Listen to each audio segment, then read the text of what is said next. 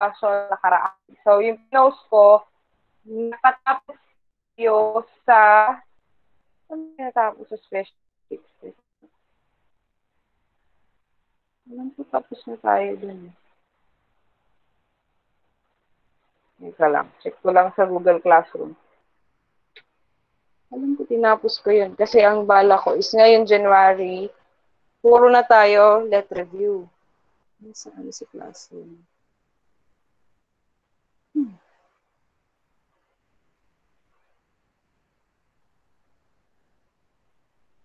Special topics. Okay, it's classwork.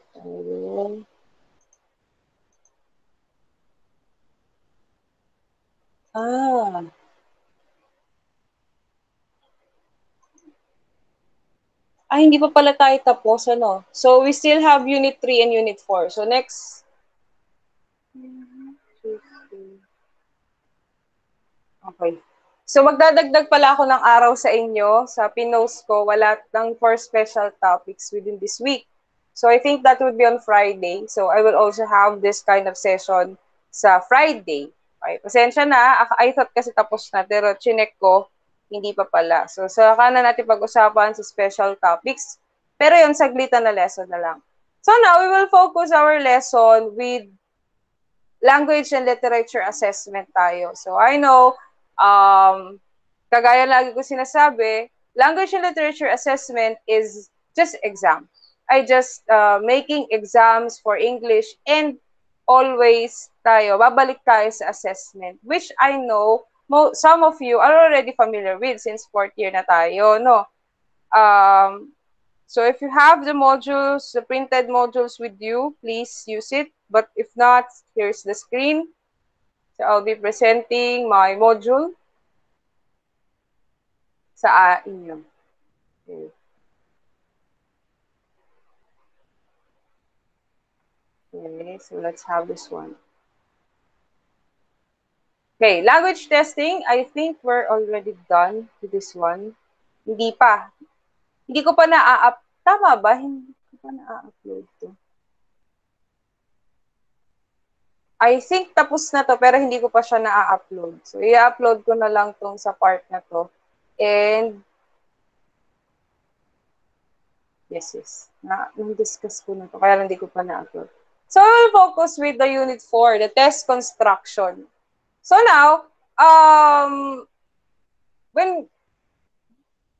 as a student, one of the easiest talaga na sagutan is multiple choice.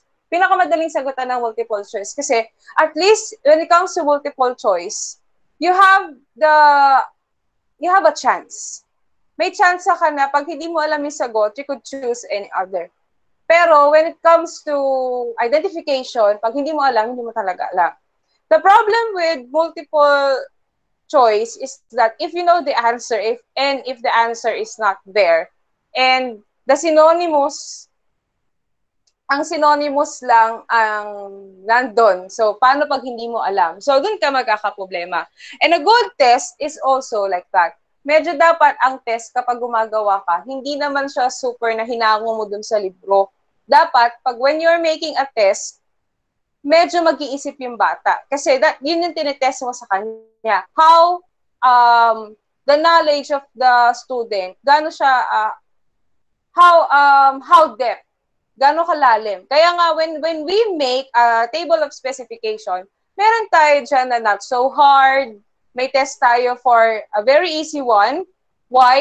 Bakit tayo may mga easy exam? It is because pag easy yung exam, yung mga medyo mahinang bata, it will be easier for them to see it, okay, to answer it. They still have a chance. We also have the medium so that the students with the easy, medyo challenging, and we also have the hard ones.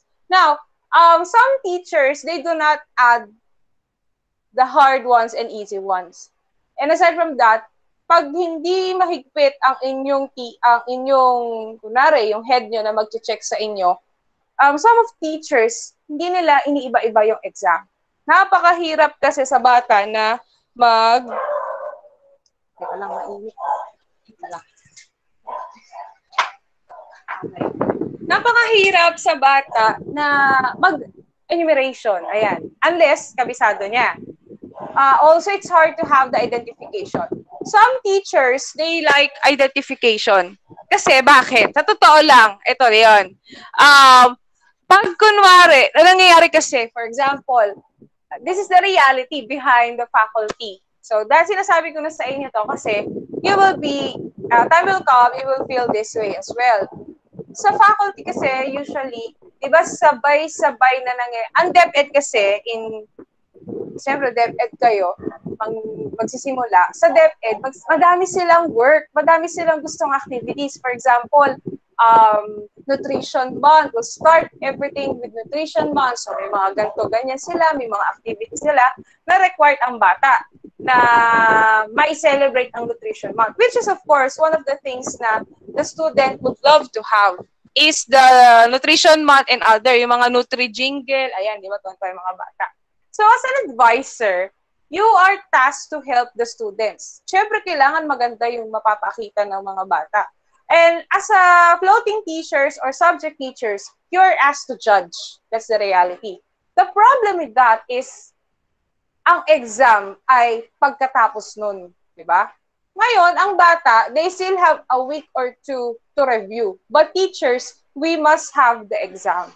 Kailangan meron na tayong exam kasi i-construct yan, i-edit pa yan, di ba? Gagawa kayo, i-edit ng ganito. Tapos, paakyat ng paakyat hanggang sa the exam is okay na.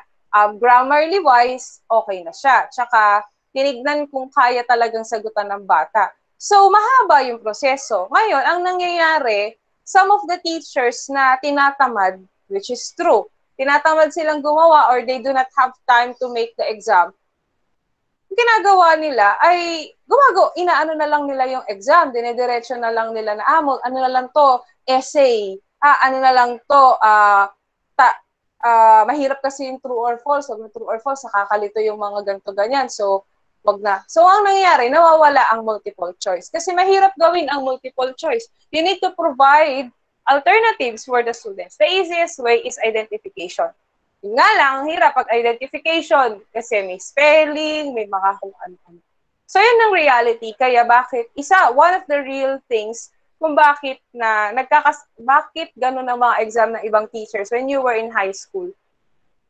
Not unless the exam is recycled. For example, si teacher, matagal ng teacher. So, the question, sanay na siya. Alam na niya yung mga gagawin. So, you might use the question before. Papalitan mo lang. Sa ating mga teacher, pwede yan. Papalitan mo lang ng subject. So, you could use, diba? I-rename mo lang, iibahin mo lang yung pwedeng yung pronoun, yung subject, the verb. So, iba-ibahin mo lang naman. So, meron ka ng tinatawag na mga, meron ka ng test. So, it's easier. Kaya lang, it's hard to check. It's hard to check those kind of tests. Ang multiple choice ang pinakamadaling i-check. Kaya ang problema, especially if you're an elementary teacher, kailangan kinabukasan or at least 2 days, okay na ang exam, na-check mo na. So, it's hard for you kasi after nun, computation na ng grades, kaya medyo mahirap. Okay? So, one of the reasons yan. At saka syempre, pag may activities ang bata, medyo tawag dito, medyo ang hirap nilang pagkasyahin yung oras. Okay? So, next one, ito lang, i-click natin silang lahat. So, yun yung reality when it comes to test making. So, what comes to your mind when you hear we have a test tomorrow? Hindi ko na kayo tatanungin, pero one of the main, total sasagutan nyo naman din to, test, it's hard, of course. You are being tested of what you learn. If you will ask me as a teacher, and as a teacher and a student, as a student, mahirap ang test. Ayoko niyan. I really hate test. Why? Because when you have test, you need to review. Sana kung sa high school kasi tsaka sa LM, sabay-sabay eh. Sana kung pag binasa mo ngayon, okay na. And magkakaiba tayo ng standards. We have different standards, we have different styles. Some students, hindi siya na-view all. Some students, medyo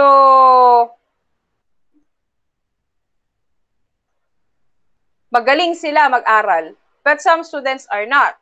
I learned that the hard way. For example, there was a time, kaklase ko, nakita ko chill-chill lang. Sabi ko, wow, ang galing mo naman. Ako hindi ako makapasa. Ikaw, nakapasa ka. Paano ba ang review mo? Tinanong ko siya. Sabi, ano lang ako, 10 minutes before the time. Ganun lang ako nagre-review. Ganun siya. Eto naman, si Gaya naman ako. Ni-review ko 10 minutes before the time. Ayun, siya, 3 mali. Ako, hindi ako pumasa. Bumagsak talaga ako. Sabi ko, ala, hindi pala ako ganun. So, dun pa lang, sa atin, ang bawat bata ay may kakaiba. So, as a student, ayoko ng test. Kasi, it's hard. You need to review a lot of things. And sabay-sabay, lalo pag exam. However, as a teacher, I like tests. Kasi, test measures what I've taught. Kaya lang kasi, as a teacher, what you should do is that you should have a reflection every time kayong nagkaka-test.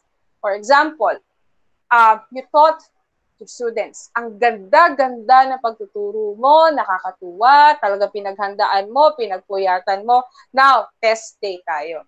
Bumagsak sila. Some teachers would reflect, baka, the good thing pala, dapat ang gagawin mo, ay, teka, 3 lang ang pumasa.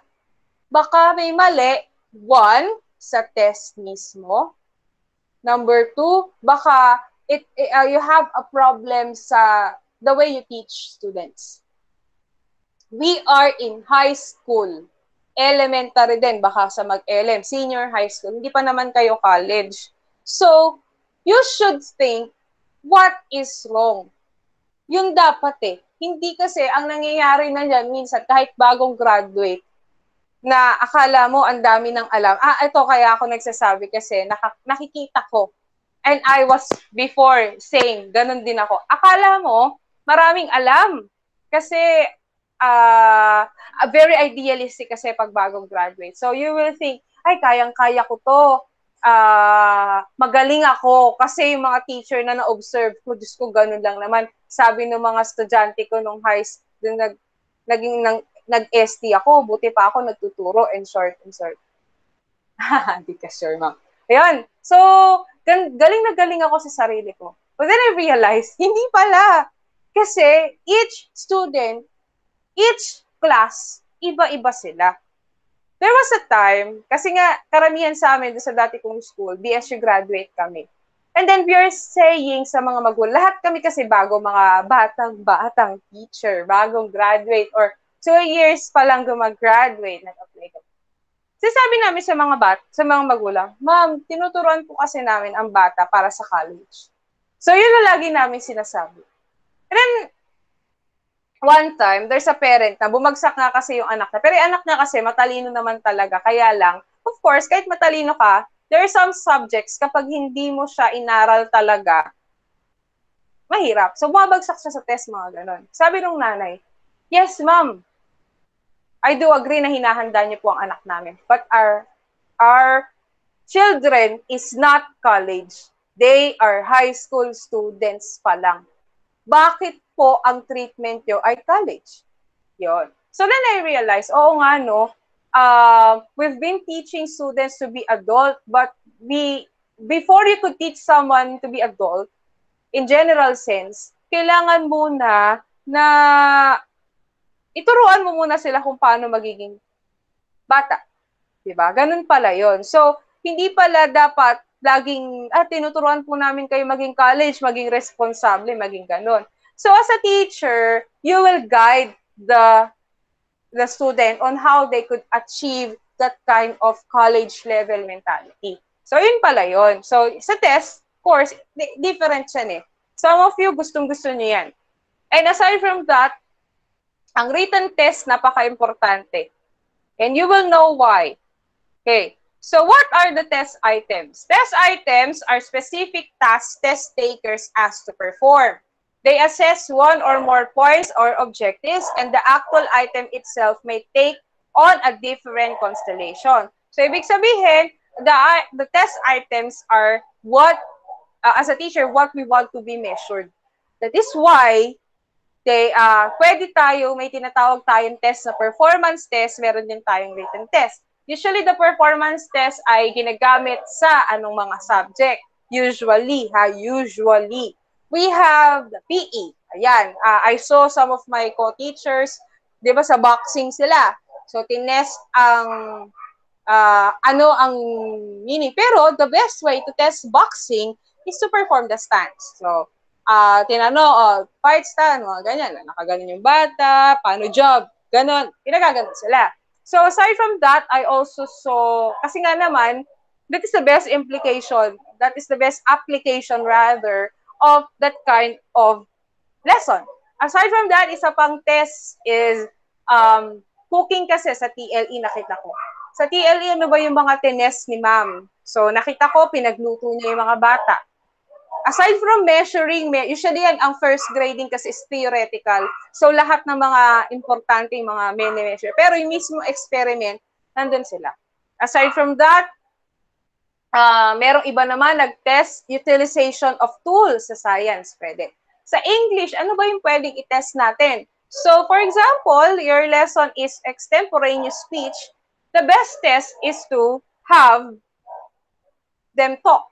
Extemporaneous speech, they will be given 5 minutes to prepare and 5 minutes to deliver. So, you will just have rubrics. But the rubrics must be known prior to the activity. So, bago ka magpapagawa, dapat may rubrics yan. So, what are the general guidelines in constructing different types of tests? So, this is the general. Ibig sabihin, pag sinabi natin general, kalamitan, ito yung mga ginagawa. Number 1, always begin writing test items far enough in advance that you will have time to revise them. Ito talaga yung dapat. There was, during our seminar with Ma'am Azarcon, so last year, sabi niya, ang test, dapat yan, ay ginagawa bago ka magturo. Kumbaga sa first grading, gagawa ka na ng exam. Ganun daw kasi is the ideal. Ideal kasi yon na ito yung magiging test ng bata. So ikaw, hahabulin mo siya. Ito gagawin, ito gagawin, ito gagawin, ito gagawin. However, bakit meron tayong time to revise? Kasi some events happen. Like this one, pandemic. Diba? Alam ko, you have a lot of plans this pandemic, before the pandemic begins. Kasi nasa kalagitnaan tayo ng SEM. Bakit may mga research na hindi pa naituro? Kasi naka-timetable yan. Na ganito, ganito, ganito, ganito. Nasira. And the problem with this pandemic is since it is the beginning, wala tayong resources, hindi natin alam, and yung mga working student or may mga parents sa atin na nagpapaaral, biglang nawala ng trabaho, and everything is chaotic. So, kahit yung teachers na mga teachers kasi kayo na wala din naman talagang gamit. Wala ring internet. Okay, so nagloko pa ang internet. So, nagkakaroon tayo ng problema. So, it happened. Di ba? So, now you have the time to revise. Meron ka dapat time to revise. Kaya lang, hindi siya usually nangyayari. Bakit?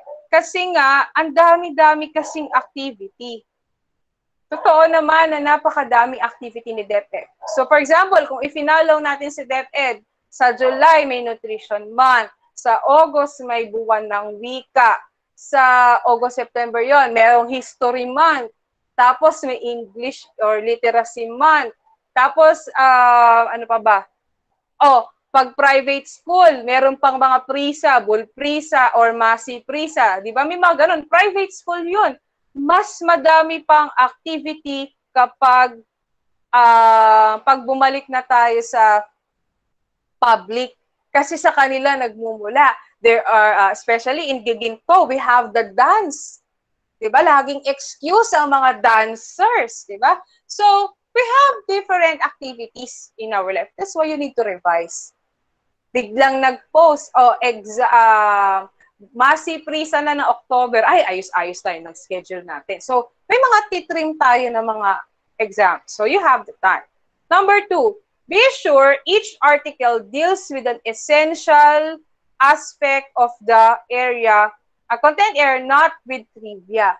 We should test with factual. Factual tayo lagi. Hindi pwede yung triviatic.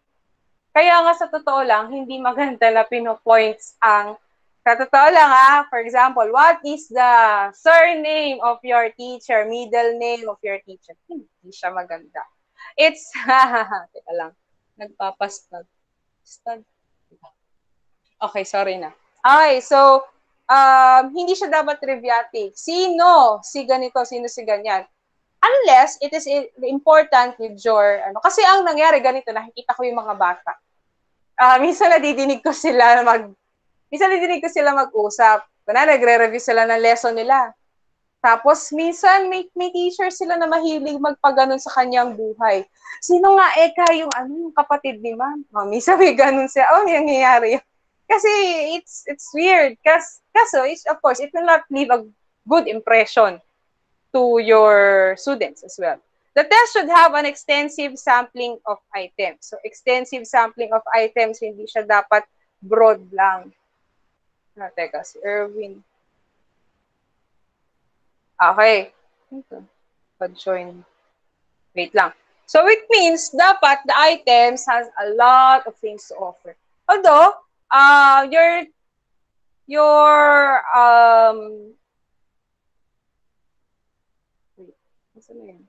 although, yung minsan kasi may nire-require ang mismong school ninyo na number of test items. For example, sa amin, sa CEIS before, meron tayong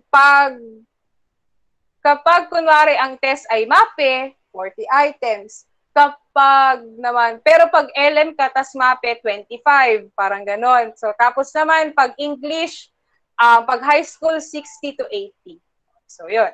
Next, the test item should express in simple, straightforward, definite, and meaningful sentences. Ito, hindi to nangyayari. Minsan, yung mga teachers ay hindi ganyan. Kung ano-anong nilalagay nila sa test para daw malito yung bata. O yun, nagkalito-lito na. Minsan naman, sa sobrang hanga ng teacher sa kanyang sarili, minsan talaga nililito niya yung mga bata. Tapos nagagalit siya sa bata pag hindi nasagutan. Kasi it's hard. Let us face the fact that your test is timed. Time po yan. 60 minutes lang dapat natasagutan siya. Or minsan pag math, minsan nanghihingi sila ng extension 2 hours. Minsan nag-exam yung mga estudyante ko 2 hours sa math and science. Pero po, ang test items should be done within 1 hour only. So dapat, wag ka na masyadong magdagdag ng kung ano-anong bagay. Kasi bakit mo lilituhin yung bata? Kung meron ka, as an English teacher, if you want to check the reading comprehension, edi use something. Meron kang mag-test ka ng reading comprehension, pero yung pahihirapan mo pa yung bata na hindi na nga maalala yung tinuro mo, tapos kung ano-ano pang nilagay mo, di lalo silang nagkalito-lito. Diba? So, items should be simple. Very simple, straightforward, para alam ng bata kung ano yung sagot. Next, the problem should be clear and unambiguous. So, ayan, minsan nga, ayan, kagaya nga nung sa math, minsan, although sa math kasi, may mga ginagamit sila. Pero not all math teachers ay magaling sa ganyan. Minsan, magulo lang talaga si math teacher. I remember some of my students, sabi ko, ano mga anak? Sabi ko sa kanila, gusto niyo bang magpa-review sa teacher nyo sa math? Pwede ko naman siyang kausapin. Basta, ganito, ganyan. Ma'am, wag na. Ang gulo niya. Kami na lang po. Minsan ganun.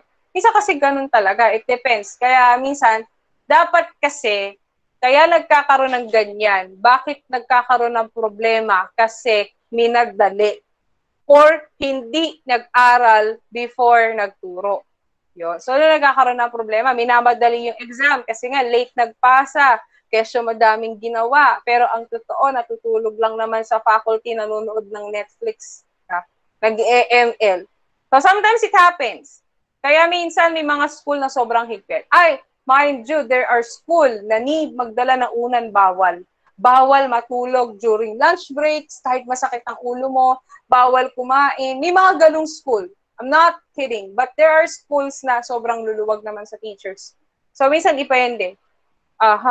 Si Patwick.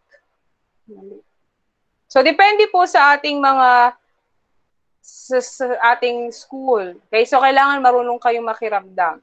Next, there is a possible correct response of each item. Ito, dapat laging may tamang sagot.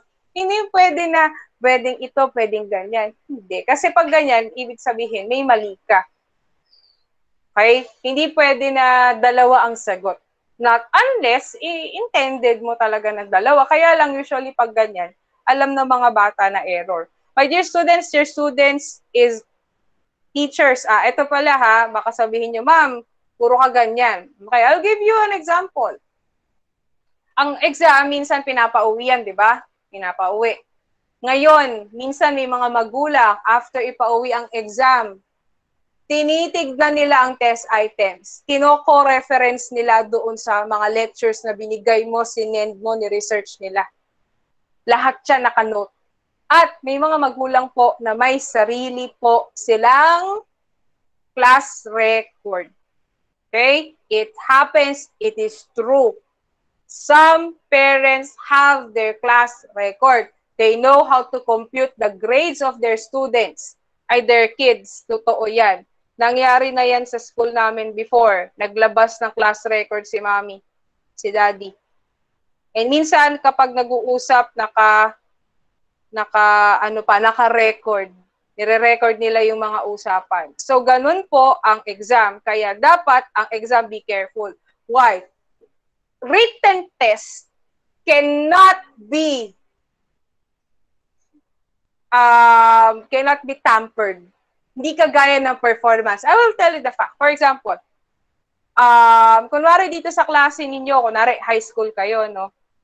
Napansin ko na for example, si Mary Jane, si Ate Mary Jane, si Ma'am Mary Jane, mareklamo ang magulang. Naku, ano ba yan? Mareklamo ang magulang. Bumaba ng 5 puntos. Naku, gusto po. Magre-reklamo ng nanay ni Mary Jane. Di mag-uusap sa faculty. Ang pwede mong ayusin, honestly, I'm sorry, but honestly, ang pwede mong ayusin is the performance. Yung kahit siya, syempre itataas mo rin yung iba, hindi naman pwedeng si Mary Jane lang. Itataas mo lahat ng estudyante. For example, bumaba ng 5 points. Itinaas mo lahat. Sabi na, sige na nga, ang inyong mga recitation, 100 over 100. Pero, pag kunwari sobrang bumaba ang written ni Mary Jane, written na quizzes at written na exam, talaga mahabol. What you could do is the utang system tayo. Yes, sa private school, madalas mangyari yan. Kasi nga, they believe that they're paying their students. At naniniwala ako, kaya sabi ko, pag ako nagkaanak, public ko pag-aaralin. Yes, mass promotion si public. Promoted ka. Pero hindi ka makaka-line of 9 basta-basta sa public. Sabi natin, ma'am, sip-sip sa teacher. Hindi mo guarantee dyan. Unlike sa private, madaling magbigay ng line of 9. Pero may bumabagsak po sa private. Meron na kaming napalipat na mga estudyante. So, depende rin po kasi din sa public. Pero depende. Always depende. Kaya lang, lahat ng school ay may kanya-kanyang. Basta. Ganun. Next, use the pronoun I and we. Ay, ito muna pala. Don't quote directly from textual materials. Pero ako, I know, ginagawa ko yan kasi minsan talaga nakakatamad mag-isip. Mga nagmamadali ka lang mag-test kasi late na, wala ka pang ginagawa. 5 test na yung gagawin mo. So, madaling mag-copy-paste. Kaya lang, online class na tayo ngayon. Mandaling i-copy, cross-reference yung mga sagot. Okay? So, yun yung magiging problema. Kaya, dapat, hindi ka mag-quote from textual materials, you will paraphrase. Ito nagiging problema pag hindi ka marunong mag-paraphrase and also mahina ka sa English. Totohanan, pag mahina sa English teacher, ang gulo-gulo ng paraphrasing. Nalalo pang hindi na masagutan ng bata kasi hindi na naiintindihan. Again, mind you, ang test ay inuuwi. May mga magulang, kagaya ng nanay ko, ang nanay ko pag nakita na, bagsak, kasalanan ko na. Wala nang ibang tanong, hindi kasalanan ni teacher. Pero, may mga magulang, i-check talaga yung test items. Ma'am, meron kasi ako ng time na akala ko na isama ko, hindi pala. nasa pointers, hindi ko pala ganon. Ma'am, wala po yung 5 item. May nagulang na magsasabi. Kasi cross-reference sila. Ma'am, ito lang po ang inano mo. Ito lang po. Wala po ito. So, syempre grades yon, hindi mo sila masisisi. So, kaya kailangan ayos na ayos yan. Kaya maganda, don't quote directly from textual materials. And you could see the students as well, kapag hindi ka ganon, nag-aaral sila ng lubusan. Next, use the pronoun I and we.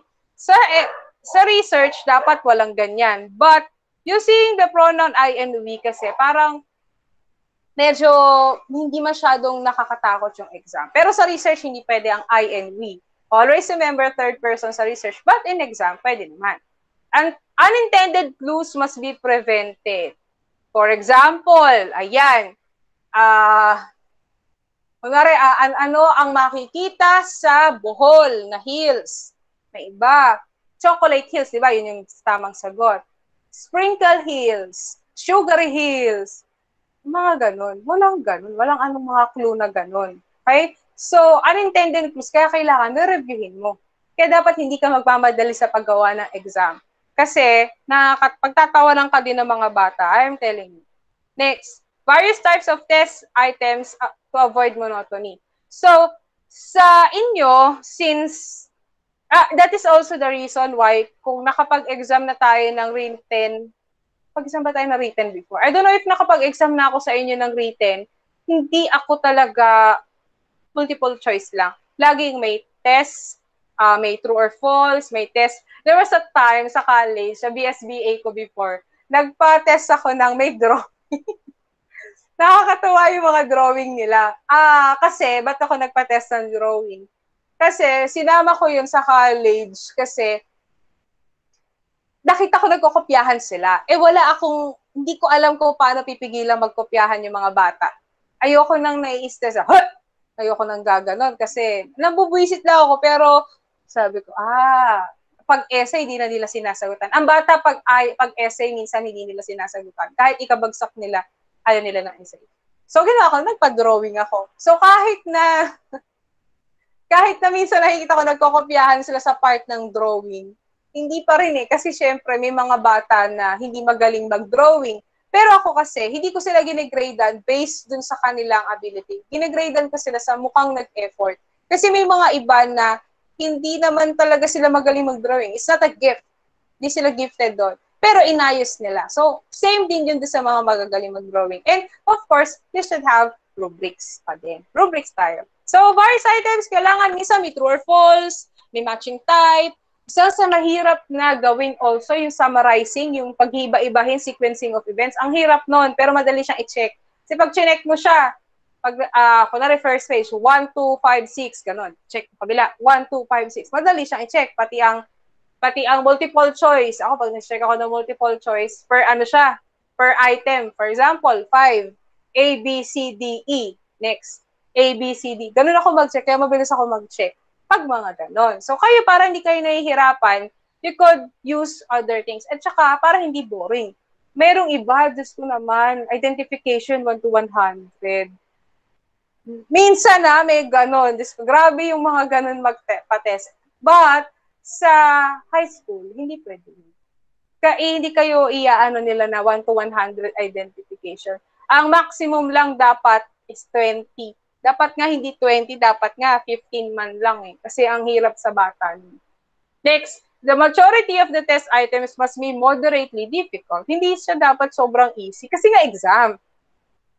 Pero hindi rin naman dapat. It should not be so hard na lagpas pa ang let. Grabe na, sabi ko, ikaw nga, hindi na nga, hirap na hirap ka na nga sa let, tapos let level pa yung ginawa mong exam. You're not. If your students cannot answer the test, may problema si teacher. Laging tatandaan yan. Pag bumagsak sa estudyante, ibig sabihin, hindi sila nag-aral. Pero pag karamihan ng estudyante ang hindi tumagsak, ibig sabihin, hindi okay ang ginagamit mong tools to teach the students. You are a teacher. Kaya nga sabi nila, iba ang sa college kasi professor. Magkaiba daw yon. Sabi, kasi sa professor, parang expertise ka, dapat you live by the standards of the professor. May mga ganon. But if you're you would be a teacher, you will teach the students on how to love the subject. Kaya maraming tools pag high school tsaka elementary. Maraming kung ano-anong bagay sa buhay. So, yun. Ascend the difficulty of the test levels. Of course, dapat daw, ang sabi, nadidinig ko yun eh, dapat ang pinakamadali ay nandun sa test 1, pahirap ng pahirap. Although there are students na sa mahirap pabalik. Pero dapat daw sana, para yung bata, sabi dun sa head ko dati before, they said, maganda kaya. Ang explanation niya dito sa amin, dapat easiest sa pinakauna kasi nai-encourage yung bata na nakakasagot siya, tas pahirap ng pahirap. Parang the feeling of the student, ay, nasasagutan ko to, naku, pahirap ng pahirap, ang galing ko na, parang gano'n. Nonetheless, pag nilagay mo sa una, ano ba yan, umpisa pa lang, hindi ko na alam, paano ko pa sasagutan yung iba? So that is according to my head before, supervisor ko, that is how the test works. So it should be, the easiest would be there. Kaya nga, di ba, the true or false ay nasa pinakauna. Kailangan ko kasi ang true or false ko nasa pinakadulo. Ma-assess din po ma-assess yung kakayahan ng estudyante. Ako minsan, yung test, true or false ko nasa dulo. Bakit? Minsan kasi mahirap ako magpa-true or false according sa estudyante ko. Pero, ewan ko, parang hindi naman. Pero ayoko naman yung true or false na ayoko ng true or false na may modified. Nahihilo ko doon. Mahirap yun. Pero nung bandang huli, nakakatuwa na rin siya. Next, clear, concise, and complete direction should precede all types of tests. Yan, eto tayo nagkakaproblema. Kasi, yung direction natin, minsan tayo pagalit, use capital letters, mga ganun pa, no? Minsan tayo galit, mali yung direction. Diba? Encircle the items. Mga ganun. Marami mahilig ang mga teachers sa mga ganyan. Pero my dear students, always make sure na no erasures. Kasi mahirap mag-check pag maraming erasures. Tsaka, of course, yung cheating. Although yung cheating naman, if a person is a cheater in exam, cheater siya, kahit anong gawin. Minsan, there was a time, my student, alam ko mag-cheat siya. So, ang ginawa ko, nung time na mag-e-exam na, inilipat ko siya ng upuan. Yung tinabi ko siya sa akin. Sabi sa akin ng estudyante ko, Ma'am, maawa ka naman sa akin. Babagsak ako. Imbis na tawan-tawa ko sa kanya kasi lungkot na lungkot siya. Yung mga kaklase niya, tawa ng tawa. Ayun, bumagsak na siya. Kasi hindi ako naawa sa kanya. Kasi ganun ako nga. So, what happened? Dahil nga, ang pag-arrange ko ng test sa aking subject, sa mga estudyante ko, iniiba-iba ko ng on the spot. Hindi na sila nagre-rely sa gano'n. So, minsan, technique lang din ng teacher. Although, okay, I know na there are still teachers na sasabihin na, Ma'am, hindi naman po nangyayari. Pero at least you're doing something, di ba? Kesa naman walang-wala. Next, do not include items that can be answered by previous experience alone. Ito yung ginagawa natin. Although, this is okay when it comes to essay. Pwede yan sa essay. But, pag yung lahat ng items mo ay previous experience, kagaya ito, sabihin ng mga bata, hindi na ako yan. Pag ganun, hindi siya maganda. Hindi siya maganda. Kapag ganun ang mentality, if that is the mentality of the student na, hindi mo kayo mag-review, kahit kayo mag-review, papasa kayo. Hindi siya dapat ganun. Kasi the items must be what you taught. Kung ano yung tinuro mo, hindi experience. Pwede, the experience is fine when it comes to essay. You're asking what is their opinion and everything. But if all of the test items, majority will be answered by the experience itself, it's not good. Next, do not use catchwords. So parang lang din to, para lang din clues. Objectives of the course and course content must be in the test. So for example, you wrote that the objectives of the test should be ganito, ito dapat ang output ng bata, ganyan. So dapat, you will take that as a consideration. Although minsan hindi nangyayari yon, pero dapat nangyayari siya. For example, ang CHED, gusto nila, ang bata, ganito. So, yun ay pa-follow mo kung ano nasa syllabus. You will use it as your guide. Aside from that, DepEd also, kasi kaya nga sila gumawa ng curriculum. Some of the students, they ask me, what is curriculum? Yun kasi yung guiding principles ng mga teachers when it comes to anong klaseng bata, anong klaseng estudyante, anong klaseng graduate ang gusto nilang i-produce. So doon, naka-angulo yon, inayos yon, ganito dapat, ganito dapat, ganito dapat, ganito dapat. So that you could achieve that kind of student, they must undergo this process. So dapat kasama pa din siya. Hindi yung gusto mo lang. Gusto ko ng ganito, gusto ko ng ganito. Hindi pwedeng gano'n. Kailangan, naka-under pa din siya sa curriculum. Next, test length must be complete on time. Ayan. What if ang exam mo sobrang hirap? Tapos 60 minutes lang yung binigay mo sa bata. Dapat yun, i-divide mo, titingnan mo, makasagutan ba to? What if 10 pages na nose facing tapos 12 ang tapos 10 pages na diba? It's hard for the students. Tapos nagagalit ka, bakit hindi natapos? Sabi ng ipasaw yung mga ganun. Some teachers are like that. Nagagalit sa estudyante, hindi makapagpasa. Remember this, you are once a student. Nakakalimutan natin Kung sa LET nga, mas madali pang makiusap sa mga proctor sometimes. Bakit ikaw hindi? And of course, you take into consideration, you are giving them a test. A 1-hour test only. Hindi po siya lifetime test. Okay? So, hindi rin naman magtatrabaho at hindi lang naman din ikaw ang test ng bata for the whole day. They will be tested all subjects pag high school at elementary. So, might as well be mindful of the test length. Sabihin mo, masasagot ka naman yan, 30 minutes lang. Kahit 30 minutes lang yan. Be mindful of the time. Some students are careless, but some students are careful. Little by little nila tinitignan.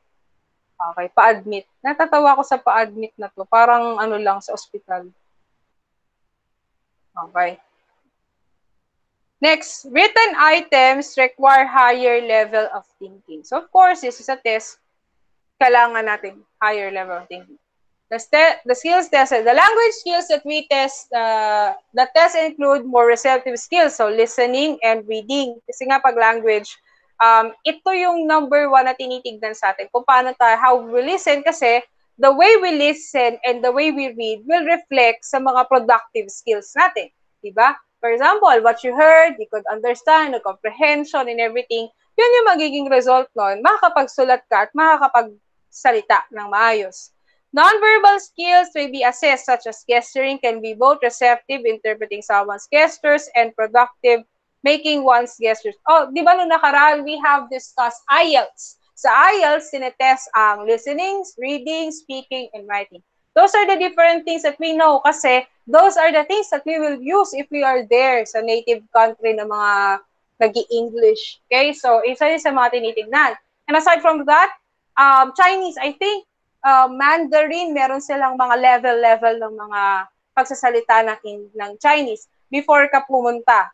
Lalo ang Japan. Ang Japan, bago ka pumunta sa country, may inaaral pa sila. If you want to work or study there. So, you need to speak their language. So, part yun ng skills na tinetest in a language test. Next. Also, of course, the non-verbal skills. Kasi minsan, sige ganito na lang. I will give you an example. How they use the words. Pag sinabing pabebe, ibig sabihin, di ba, flirty, maarte, okay, di ba ganon, yung parang meaning. But, pag sinabihan mo isang tao na pabebe, parang minsan ang arte niya, baby, minsan ganon, the shallow version of pabebe. Okay? Ma'am, bakit mo sinabi yan? Oh, I have a student, a Japanese student, who never, okay siya sa English nung nasa Japan siya, pero, of course, kahit Filipino, half Filipina siya, hindi siya kinakausap ng Tagalog ng nanay niya. Kinakausap lang siya ng Japanese and Japanese language and also English language. Now, misconceptions, maraming nangyari nung nag-aral siya dito. nasabihan siyang pabebe. Ngayon, since she doesn't know what pabebe means, she searched it sa internet. Parang ang lumabas is flirt or malandi. Parang ganun yung lumabas na nag-research siya. Iyak siya ng iyak talaga. Kasi, nagalit, sinugod ako nung nanay niya. Bakit sinasabihan yung anak ko ng pabebe? Hindi malandi ang anak ko. Oh my God.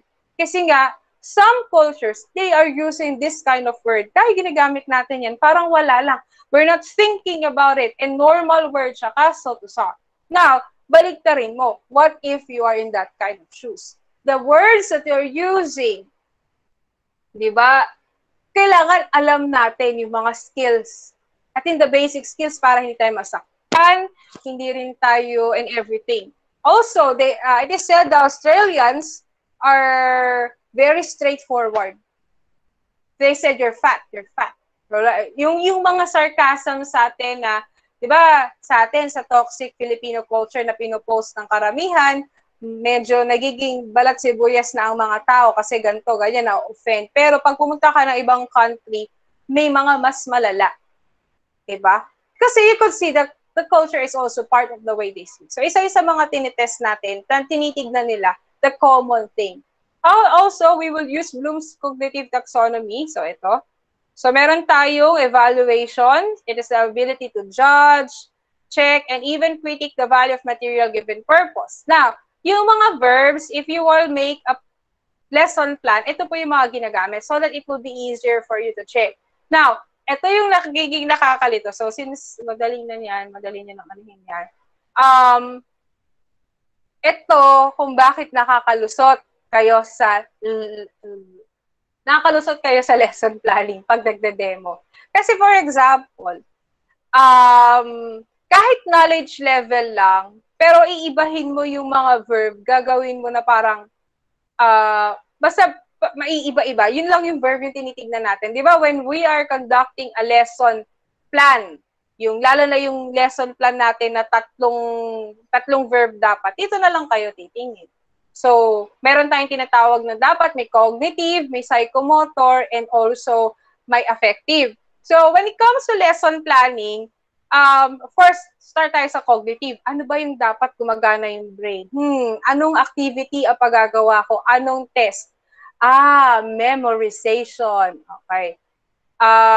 So, ibig sabihin, pag memorization, you will have activities na may kalalaman sa memorization. So, may knowledge ka na. Pwedeng tatayo sila sa harap. For example, nag-discuss ka, tapos performance na tayo. Doon na tayo sa assessment na. So, ano yung mga pwede activity mo? Magkakaroon tayo, we will have boys versus girls, and then they will remember, based on their memorization, if yung some of the terms that you will use. Di ba, masaya na yun? For example, what is noun? Noun is, blah, blah, di memorization na. Meron ka ng cognitive. So, naisip nila yan, pwedeng ganyan. Next, pwede naman, when it comes to mamaya na si affective. Psychomotor. So, isip ka naman, kailangan gumagalaw yung katawan nila. Nag-a-apply sila ng something. So, dito ka hanap, application. Apply, relate, develop, translate, use. Dahil noun sila, ano kaya yung pwede nila? Show. Okay, everyone, this is your board time. Ayan, ipapatest mo. Board. Okay, so B1, kindly show an example of usage of noun. Noun as an appositive. Ayan tayo. Tapos, susulat nila. Di meron ka ng pangalawang verb, pangalawang motor. And of course, the third one is the psychomotor affective. So, kailangan maya-apply nila sa kanilang buhay. So, you could ask them, so, ano ba dito? Ano kaya? Yun. So, nakita mo, effective. Criticize tayo ngayon. Yeah? Ano yung criticize mo? For example, okay, write an open letter to your, some public person or sort of, a criticism letter pala. No. So, you will write public life, or pwede, you will write about, and then you could decide or criticize or evaluate, as in dito yung mga, maganda pala yan, yung evaluation. Maganda yan, for example, you will read a letter from ganito, ganyan. Then, i-evaluate mo na saan yung mga nouns, criticize mo, and sort of. So, pwede na. So, those are the different things that you could do. You could test using those things. Kasi, ang una yung titignan, lalo na hindi naman kayo sanay po, hindi kayo pa ready when it comes to writing a test, writing a lesson plan is the verbs. You will just check the verbs and you will not be wrong. Kasi yan lang naman ang titignan ng inyong teacher. Judge the evaluation. Anong ginawa ng bata? Okay, tama. So, yun lang naman yun. So, madali lang naman paggawa ng test. And when you make a test, of course, the test must be performed in 60 minutes. So, for example, I ask you, okay, you will write a test. Ma'am, test. Ganun tayo. So, ang gagawin natin is, of course, instead of writing it, diba, titignan mo yung mga verbs na ginamit. Next, the phases of evaluation. Meron tayo, there are 4 phases of evaluation. We have the preparation, assessment, evaluation, and reflection. So, sa preparation phase, teacher decide what is to be evaluated. Ano ba yung type of evaluation? Diagnostic ba? Formative ba? Or summative? Which learning outcomes will be judged? So, ayun yung preparation stage. You will prepare, inisipin mo what kind of exam, why I will use, when, or how will I use the exam. Next is assessment. Okay, so you will select the proper tools, techniques, and collect and collate and everything yun. Next, after that, you will evaluate, interpret assessment information, and make judgment of the student progress. Dito, preparation and assessment and evaluation, nagagawa natin yan. Normal yan, normal. But the problem is this one. It allows you to consider, extend how previous phases of the evaluation will process. Etong mga to, judgment pala. So, sorry, evaluation and reflection, hindi nagagawa yan naturally. Why? Kasi you, as a teacher, you will easily blame the students. It's easy to blame the student. They're not listening. Pabalik tayo sa classroom management. Kapag kunwari, ikaw as a teacher, nakita mo na, bakit tong teacher, bakit ako, sisigaw-sigaw na ako, hindi pa rin nakikinig yung mga bata. Pero itong kaibigan ko na happy-happy lang, pero sayang-saya yung mga bata and natututo, mataas ang grades, walang reklamo. They love the teacher. Maybe there's something wrong. You should consider that. Baka mamaya, I am a type of teacher na strict. May mga strict teacher, pero when it comes to the discussion, they will be, the students will love them.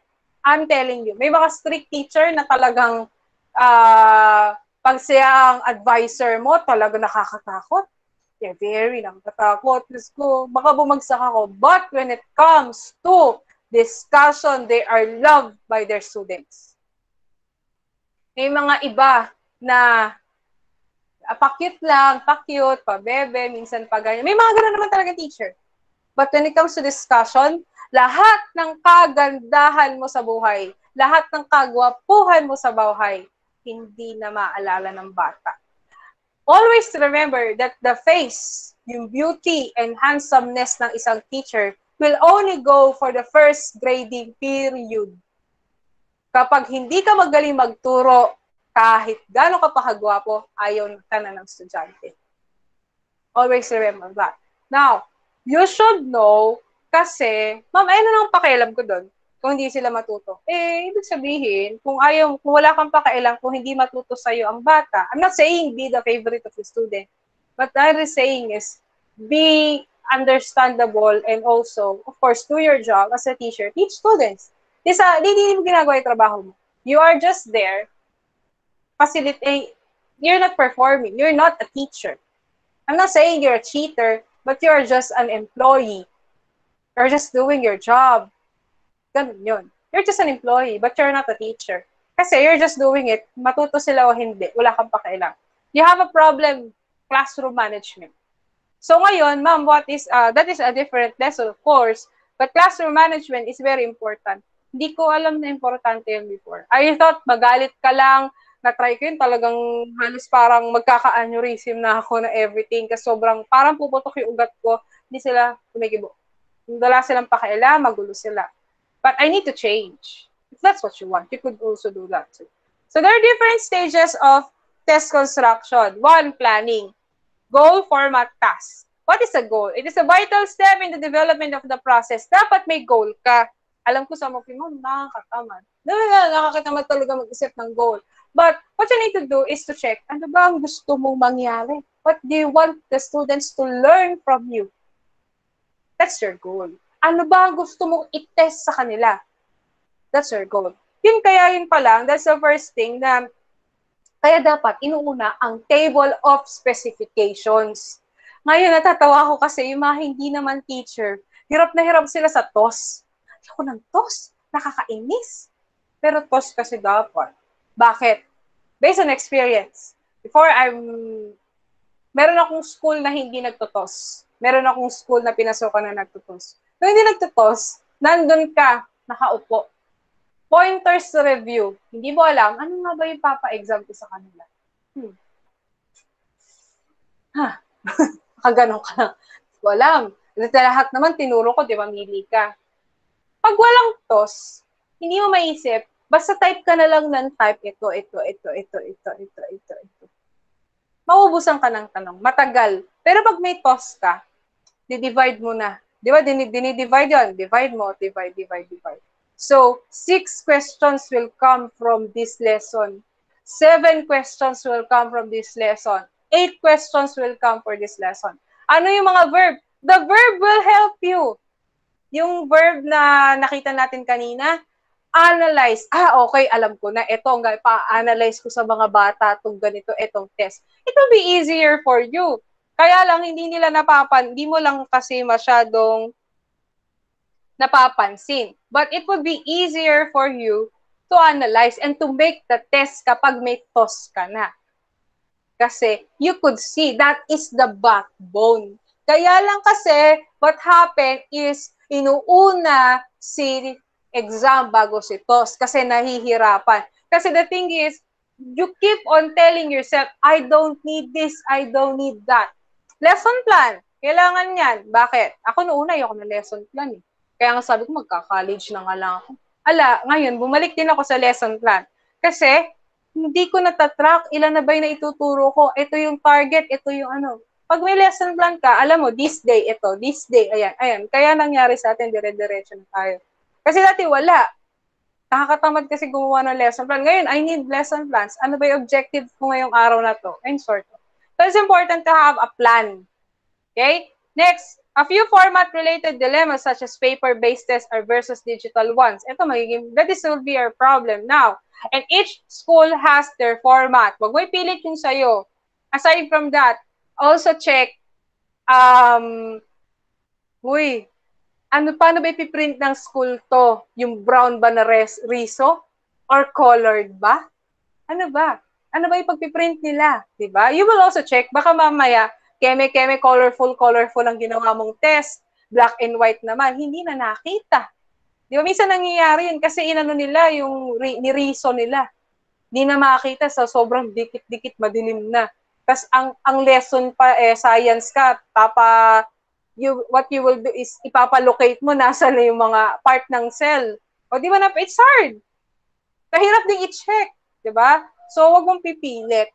So what you could do is to, of course, check paano po ba ipiprint to, how could you do this, and of course, digital po ba. So now, more on forms, I actually have been looking for other materials pa na pwedeng gamitin para i-post yung exam ninyo. But we'll see. Next is the task. Here, the most common task, you have the multiple choice, alam niyo na yan. Single response, so parang identification, multiple response, ito maraming options. True, false, ranking, matching. Matching type, ako gusto ko yung matching type. Minsan mas gusto ko yung matching type kesa sa multiple choice kasi mas madali. You'll check. And hotspot on the drawing or a picture, students select a specific area. So hotspot. Parang sa aso lang yan. So open answer. So madali na siya, na lang. So the design is collecting testing material with an appropriate degree of situational interactional authenticity implies that the situation and interaction in okay, so the test, of course, the test design must be appropriate.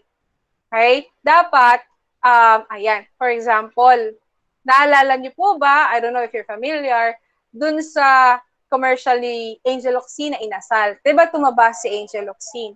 And there is also a parang nangyari na DepEd yata yon. I don't know if that's DepEd na. Ayan, sige, kumain ka para maging kasintaba ka ni Angels. Parang something like that. I don't know that. And it caused a fuss of the netizen. Bakit ganon? Bakit nagbabody shame?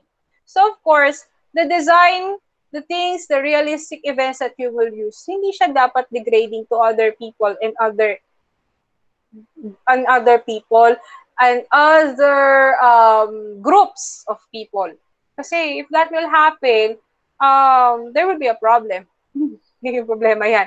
Makamakot kayo ngayon. Sabi nga nila, today we have digital karma. So of course, and aside from those kind of body shamers, we also have genders, cultural groups, and of course, political opinion.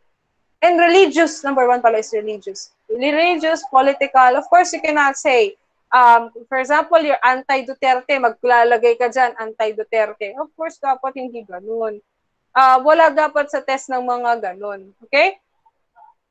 Wala kayong ida-down na tao. You should not be biased in test. Next, writing a draft version will often contain more questions and items than taking the final version. Of course, evaluating the draft, also, check mo, answerable ba to, meron bang grammar correction, everything. And writing the draft version is, ito yung pinapasa natin. So, we have the development, piloting, it is the distribution of tests among the group. Although, not all schools have this one. Pero parang ito yung ginagawa sa research, may pilot group muna kayo that they will check if it is if the test is okay, may corrections ba, ano naging problem. So, yun yung pilot group. Kaya lang, when it comes to test itself, minsan hindi na nangyayari yun. Pero dapat meron. Sa ibang school meron. Sa mga school na medyo matataas, yun. May mga pilot group silang tinatawag na they will check, kaya ba ito ng bata? Is it easy for them? Ayun. Next is revising based on the results from the piloting and the test analysis. The final test will be composed. Okay, minabadali ko na at alam kong late na tayo. Okay. Now, for your activity,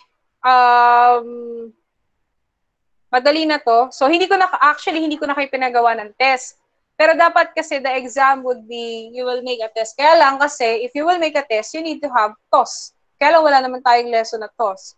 And why is it important to know the guidelines in constructing? So, bahala na tayo dyan. So, wala na tayo. Salamat sa pag-admin ni Godoy. And then,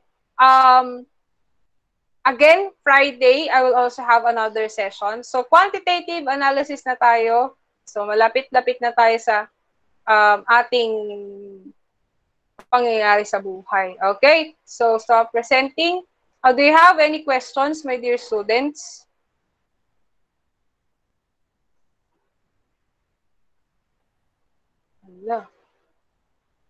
Do you have any questions po? By the way, I will upload this